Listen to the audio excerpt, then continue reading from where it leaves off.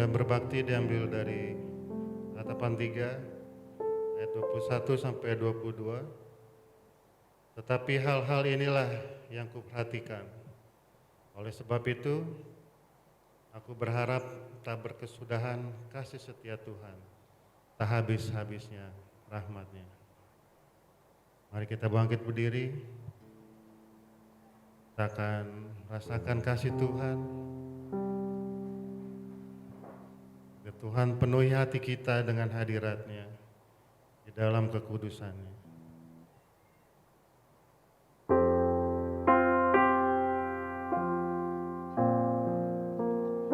Penuhi hatiku dengan hadir-Mu. Ku rindu memandang wajah-Mu, oh Tuhan, di dalam kekudusan-Mu.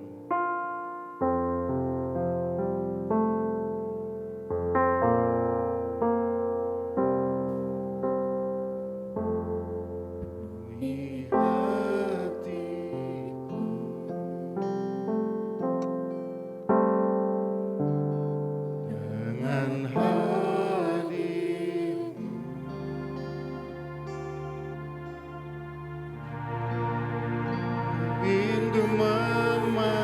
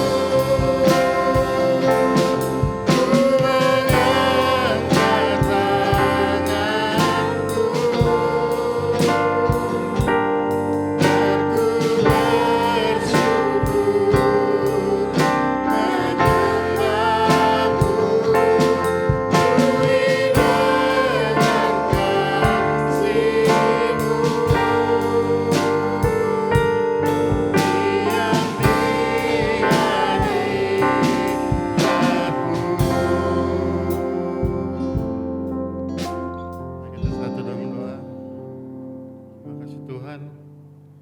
Biar kami Tuhan, penuhi kami dengan hadirat-Mu Tuhan. Terima kasih untuk hari ini Tuhan. Terima kasih untuk penyertaan-Mu pada kami. Ya kami boleh berada di tempat ini Tuhan. Walaupun di luar hujan, tapi tidak mengganggu kami untuk beribadah Tuhan. Kami serahkan ibadah ini ke dalam tangan Tuhan. Kami serahkan seluruh peralatan, sound system, perlengkapan, juga seluruh petugas, musik, well, singer, ke dalam tangan Tuhan. Juga untuk firman-Mu yang akan disampaikan oleh Pendeta Oki, biarlah boleh menyegarkan kami semua, dan boleh menjadi rema bagi setiap kami, dan menguatkan bagi kami yang sedang dalam masalah ya Bapa. Biarlah kudusan-Mu Tuhan terus berada di tempat ini ya Bapa. Kami mau serahkan ibadah ini dari awal, tengah hingga akhir ya Bapa. Ya, biarlah nama-Mu saja Tuhan yang dipermuliakan. Ya, dalam nama Tuhan Yesus Kristus kami berdoa dan mengucap syukur. Haleluya. Amin. Kita akan duduk kembali. Kita akan bacakan Alkitab silih berganti.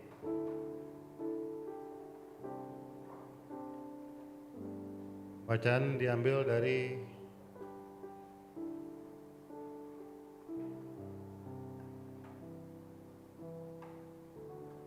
Efesus 1 ayat 13 sampai 14. Mari kita baca bersama-sama. 1, 2, 3. Di dalam Dia kamu juga, karena kamu telah mendengar firman kebenaran, yaitu Injil keselamatanmu di dalam Dia. Kamu juga ketika kamu percaya dimateraikan dengan Roh Kudus yang dijanjikannya itu. Dan Roh Kudus itu adalah jaminan bagian kita sampai kita memperoleh seluruhnya, yaitu penebusan yang menjadikan kita milik Allah untuk memuji kemuliaan-Nya. Mari kita memuji Tuhan kembali. Oleh kuasa darah Tuhan, kita ditebus dan kita berada di tempat ini. Saat kita masuk ke hadirat-Nya, bawa persembahan kudus-Nya, dan naikkan pujian, kita berikan sembah dan puji bagi Tuhan, bagi Allah yang mulia. Saat ku masuk ke hadirat-Mu, bawa persembahan ke tempat kudus-Mu. Ku naikkan sembahku, berikan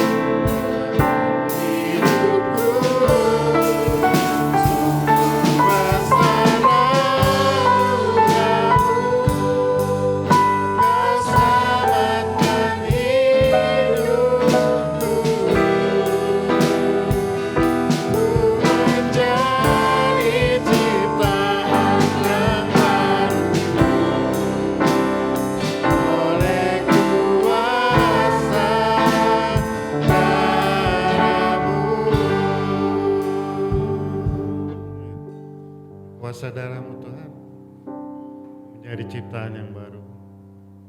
Kita akan mempersiapkan hati kita untuk mendengarkan firman Tuhan. Kita akan bangkit berdiri. Kita akan katakan, Yesus, Kau sungguh baik.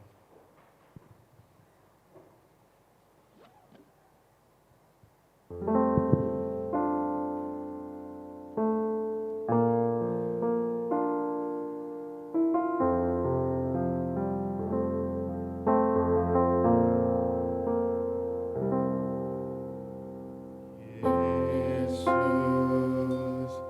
Kau sungguh baik. Yesus, namamu indah. Yesus, ku cinta Kau selalu. Ku tinggikan, ku agungkan selamanya. Yesus, Kau sungguh baik. Yesus, namamu indah. Yesus, cinta Kau selalu. Ku tinggikan, ku agungkan selamanya. Ku mau memuji-Mu, ku selalu puji-Mu. Ku mau menyembah-Mu, ku selalu sembah-Mu.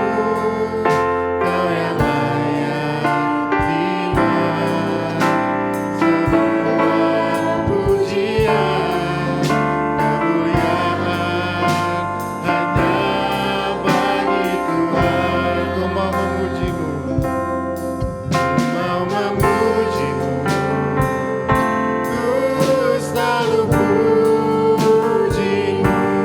Ku mau menyembah-Mu, ku selalu sembah-Mu.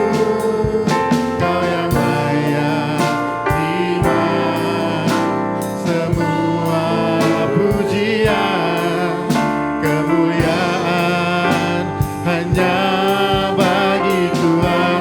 Semua kemuliaan, semua kemuliaan dan keagungan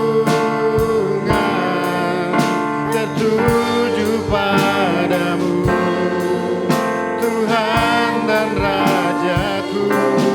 Segenap jiwa dan nafasku menyembah Yesus yang hidup.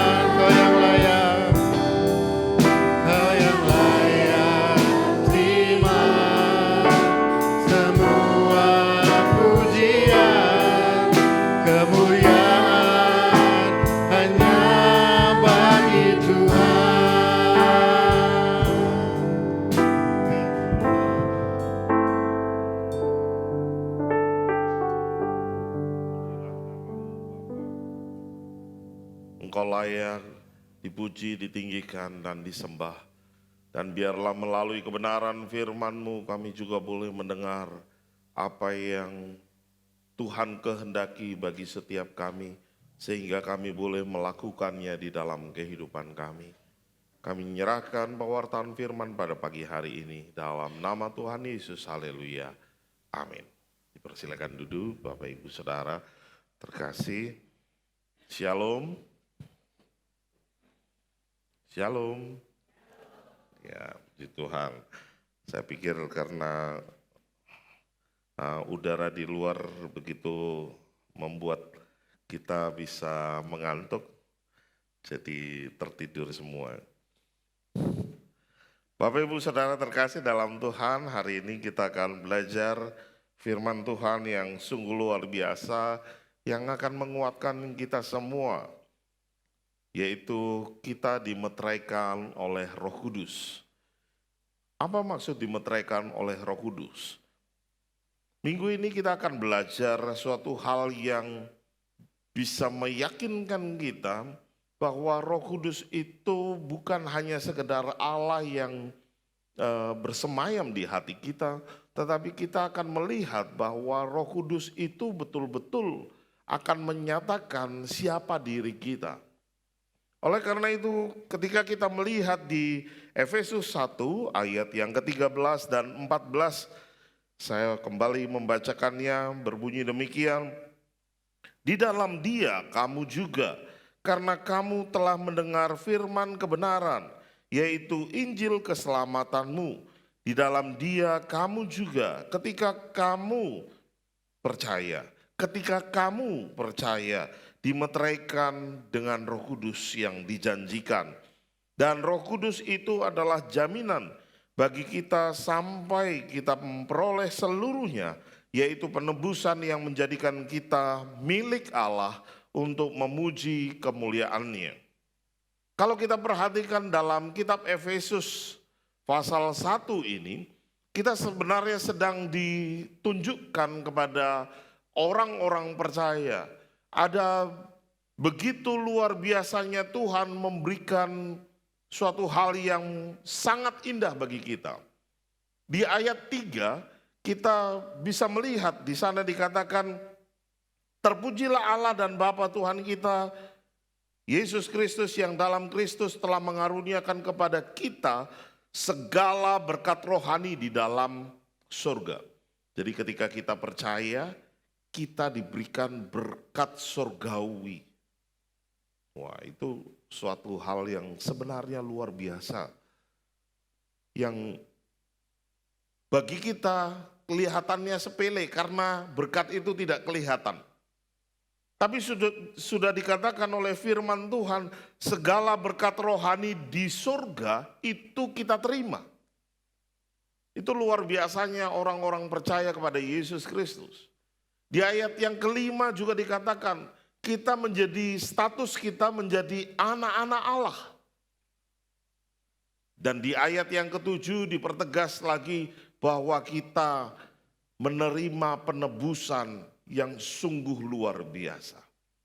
Suatu hal yang sangat indah ketika kita mendapat tiga ini, berkat dapat, status juga jelas, kemudian juga kita mendapatkan penebusan yang harusnya kita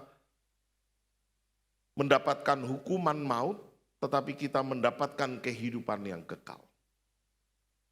Nah, dari ketiga hal yang sangat indah yang kita terima sebagai orang percaya, di ayat yang ke-13 dipertegas bahwa kita dimeteraikan oleh Roh Kudus. Artinya dimeteraikan oleh Roh Kudus itu kita menjadi menjadi tanda bahwa kita itu adalah milik Allah. Jadi kalau meterai, baik dahulu maupun sampai sekarang, memiliki makna yang sama. Statusnya menjadi lebih kuat kalau ada meterai. Jadi kalau hanya perjanjian kedua belah pihak, itu sebenarnya sah. Tapi ketika ada meterai, maka perjanjian ini sedang melibatkan negara untuk melihat dalam perjanjian ini. Betul Pak Askin? Kalau betul berarti saya nanti jadi asistennya. Artinya meterai ini sangat luar biasa.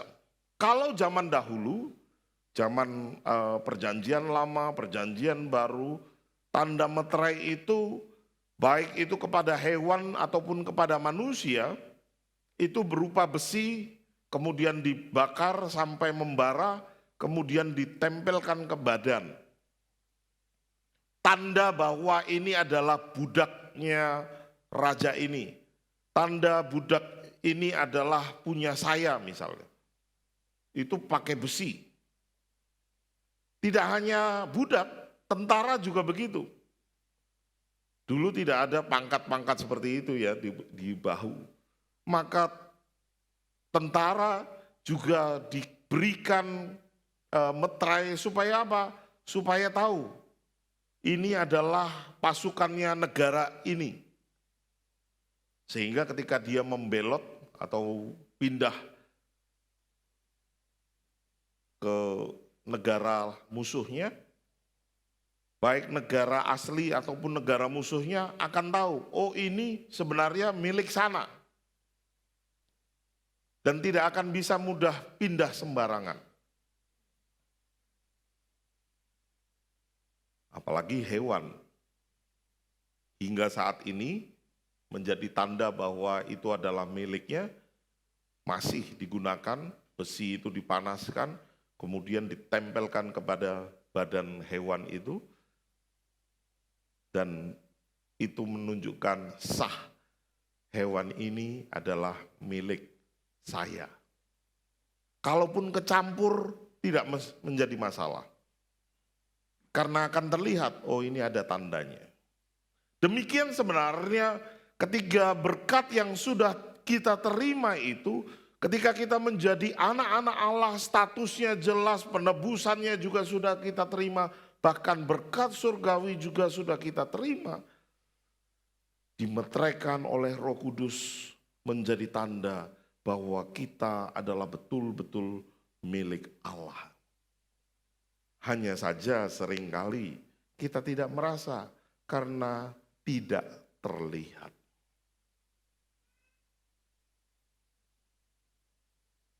Beberapa orang sebagian menggunakan kalung salib sebagai tanda bahwa dia adalah orang Kristen. Tapi permasalahannya tingkah lakunya betul-betul pengikut Kristus? Belum tentu juga.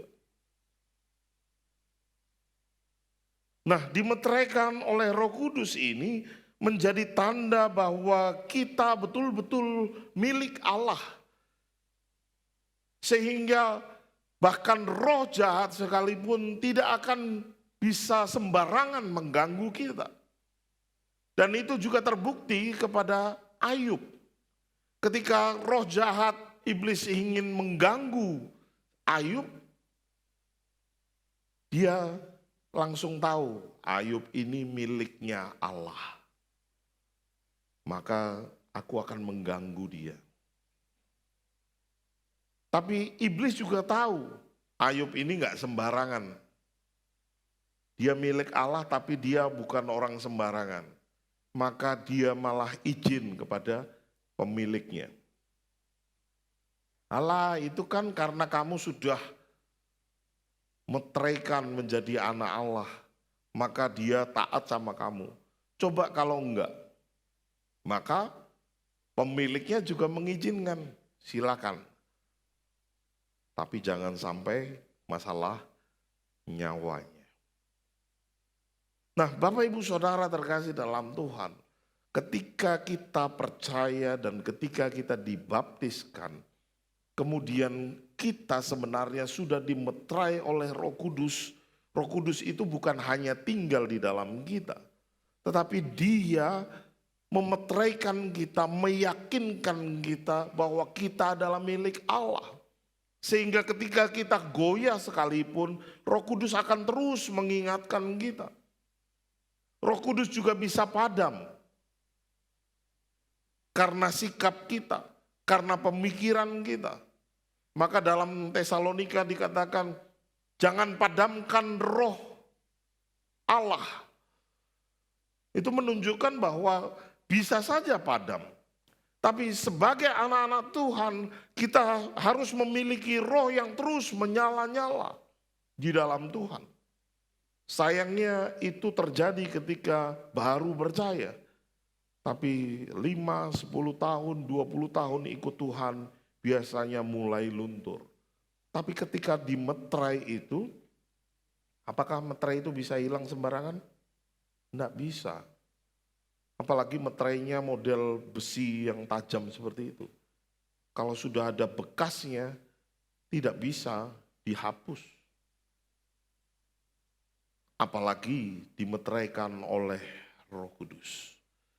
Maka makna dimeteraikan oleh Roh Kudus ini memiliki makna yang mendalam sekali. Bahwa kehidupan kita harusnya percaya dan meyakini bahwa kita statusnya sebagai anak-anak Allah. Ketika dimeteraikan itu juga kita melihat bahwa ada perlindungan yang Tuhan sudah kerjakan. Tadi saya sudah sempat singgung. Dan Yohanes 4 ayat 4 juga mengatakan, roh yang ada dalammu lebih besar daripada roh yang ada di luar. Maka dalam kehidupan kita ini sebenarnya walaupun kita tidak bisa melihat secara kasat mata, tetapi roh yang ada di luar itu sebenarnya takut untuk mengganggu kehidupan kita. Maka cukup aneh sebenarnya kalau anak-anak Tuhan, orang-orang percaya masih takut akan roh jahat. Apalagi mau masuk ke tempat-tempat yang gelap. Angker gitu. Apalagi anak-anak muda yang nanti mau ke youth camp. Tempatnya lumayan alamiah, naturalistik. Kembali ke alam. Roh itu memang ada dan bisa mengganggu kita. Tetapi firman Tuhan sudah katakan ketika kita dimeteraikan, kita, roh yang ada dalam diri kita lebih kuat, lebih besar. Dan harusnya kita tidak boleh kalah. Jangankan kita tengking, ketika dia melihat diri kita saja, mereka roh jahat itu sudah mikir-mikir. Apa yang membuat roh itu berani mengganggu kita? Ketika kita mau juga bermain-main dengan dosa. Ketika kita mau juga bermain-main dengan roh jahat itu, mencobai diri, Allah enggak apa-apalah bohong sedikit, Allah enggak apa-apa korupsi sedikit, Allah enggak apa-apa judi-judi sedikit. Sedikit ini menjadi pintu bagi si roh jahat. Oh, ternyata dia walaupun sudah dimeteraikan, tapi dia masih mencoba bermain dengan aku.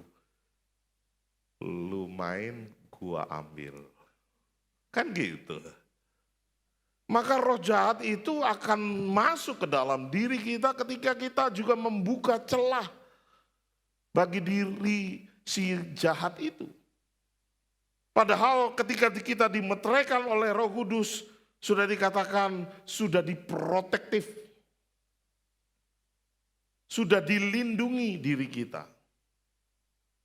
Tinggal kita berjalan bersama dengan Tuhan.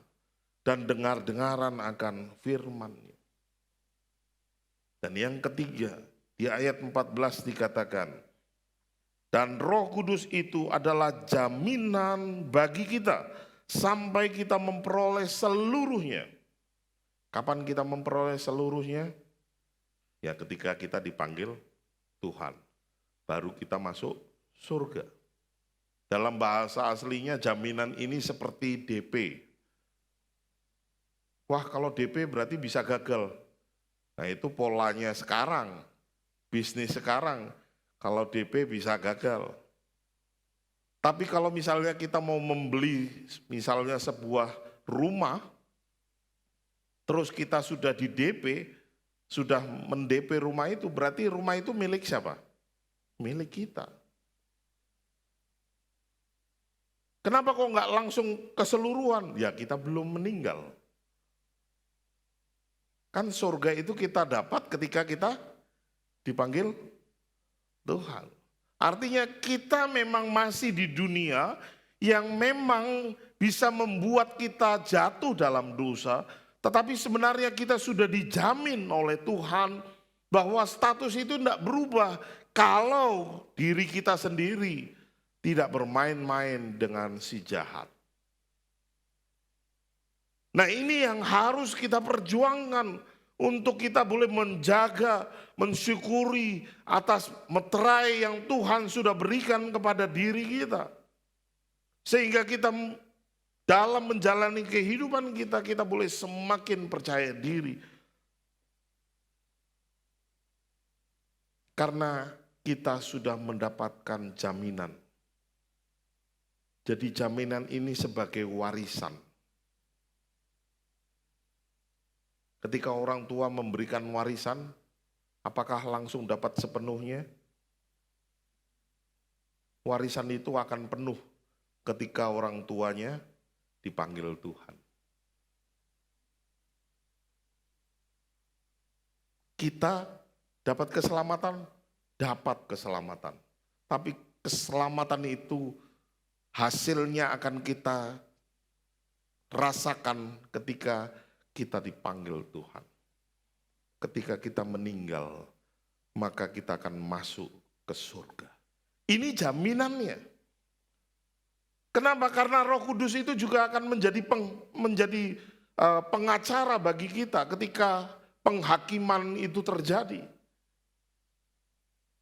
Dia akan menjadi penolong bagi kita, menjadi pengacara menunjukkan semua kondisi yang terjadi di dunia ini.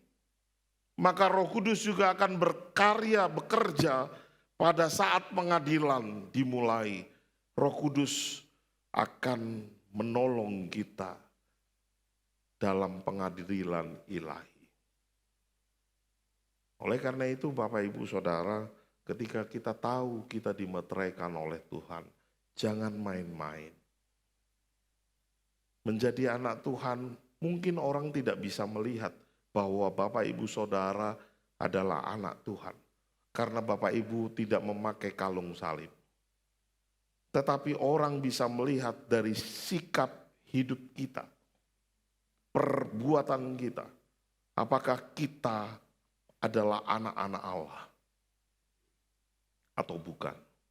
Tutur kata kita adalah sebagai anak-anak Allah atau bukan? Yang terjadi kan sudah dimeteraikan, tapi maunya bermain di tempat yang lain. Seperti yang tadi saya sampaikan, sudah dimeteraikan oleh Roh Kudus, sudah baik-baik, kita mendapatkan perlindungan, kita juga mendapatkan kuasa yang daripada Tuhan, tapi mau kita terus bermain dengan si jahat melalui dosa. Nah, ini yang akhirnya kita sendiri tidak terlalu merasakan kita betul-betul dimeteraikan. Padahal ketika kita berjalan mengikuti kehendak Tuhan, maka kita akan merasakan, betul ya, aku adalah anak Tuhan. Kenapa? Karena aku dapat berkat-berkat surgawi. Karena statusku jelas adalah anak Allah. Dan juga penebusan yang Tuhan sudah kerjakan. Bukan penebusan yang ecek-ecek. Itu bahasa Medan. Penebusan yang main-main. Tapi penebusan yang sungguh-sungguh. Akhirnya jaminannya apa? Ketika aku mati, aku masuk kehidupan kekal. Surga yang kekal. Amin. Terpujilah nama Tuhan. Mari kita berdoa.